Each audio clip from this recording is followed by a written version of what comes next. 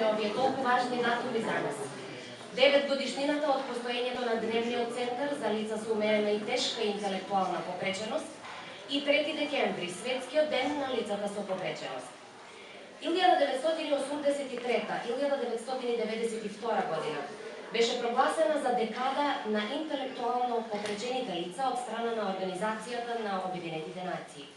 Но тоа не значеше дека годините што доаѓаа не беа исполнети со активности за подигнување на свеста колку овие лица се потребни во секој аспект од современото живење, заради достоинството, заради прифаќање во општеството, заради хуманоста ан женерал. Затоа 3 декември секоја година подсетува, тука сме.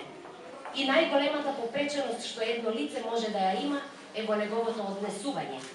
Сите сме попречени ако имаме предрасуди.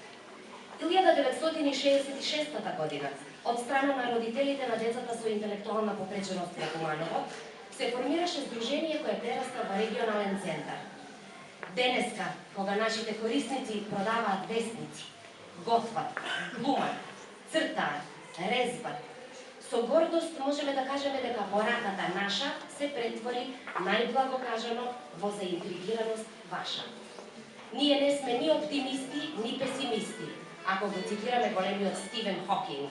Ние сме посибилисти. Ја молам Емилија Цветковска, секретарот на Порака наша, да зеде збор.